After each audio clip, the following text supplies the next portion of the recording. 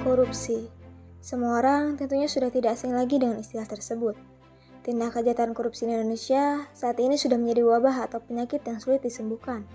Bukan tanpa alasan, indeks persepsi korupsi atau IPK Indonesia secara global terus menurun, bahkan menempati peringkat ke-110 di tahun 2022.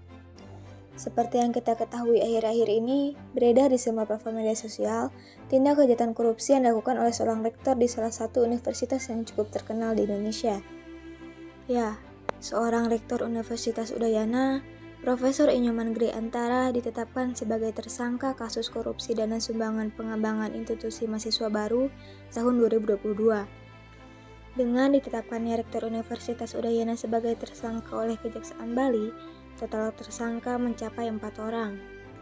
Mereka yang ikut terlibat dalam dugaan kasus korupsi tersebut telah terlebih dahulu ditetapkan sebagai tersangka sejak 12 Februari 2023. Setelah diperhitungkan, total kerugian kasus korupsi dana SPI yang telah dilakukan oleh Rektor UNUD ini potensi merugikan negara mencapai 443,9 miliar. Perbuatan Inyoman Gede Antara dikenai pasal 21, pasal 3, pasal 12, dan pasal 18 Undang-Undang Nomor 31 Tahun 1999 tentang pemberantasan tindak pidana korupsi sebagaimana diubah dengan Undang-Undang Nomor 20 Tahun 2001 pasal 55 ayat 1 ke 1 KUHP. Berdasarkan pasal, Inyoman Gede Antara disangkakan terancam hukuman maksimal 20 tahun penjara. Dapat dibayangkan, sejak dari tahun 2018 sampai 2022, ia melakukan tindakan korupsinya yang berarti kurang lebih 5 angkatan jalur mandiri yang dimintai uang di luar prosedur. Walaupun ia terus membantah bahwa uang tersebut tidak masuk ke rekening pribadinya,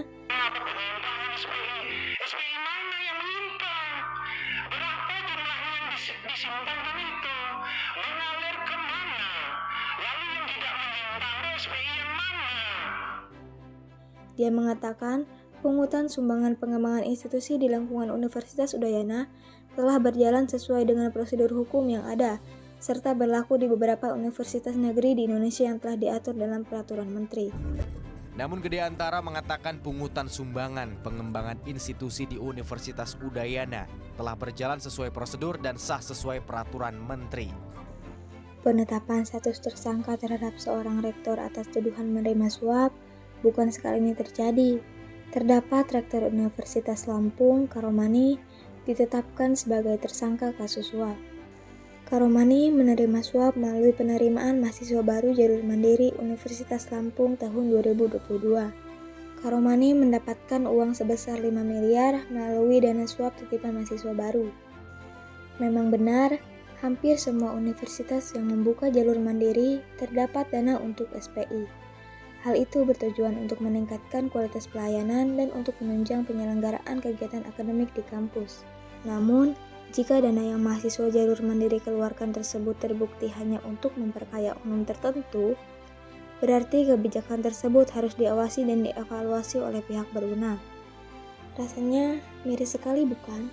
Banyak orang berjuang untuk dapat terus belajar agar menjadi orang berpendidikan dan sukses di masa depan. Meski dengan ekonomi yang pas-pasan, malah uang tersebut dimanfaatkan oleh oknum untuk keuntungannya. Bagi generasi muda yang peduli akan kehidupan bangsa, mungkin banyak pertanyaan berlalang di kepalanya. Apakah masih dapat berjuang menyembuhkan penyakit negara ini? Dan apakah bisa tidak terjerumus ke lubang ini? Ya tentu, Najwa Shihab pernah berkata, generasi muda harus memiliki keyakinan bahwa menjadi orang yang berintegritas itu mungkin. Keyakinan bahwa menjadi orang berintegritas itu mungkin.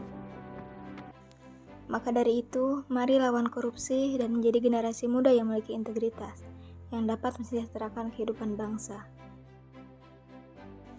Saya Liva Hemi, terima kasih. Wassalamualaikum warahmatullahi wabarakatuh.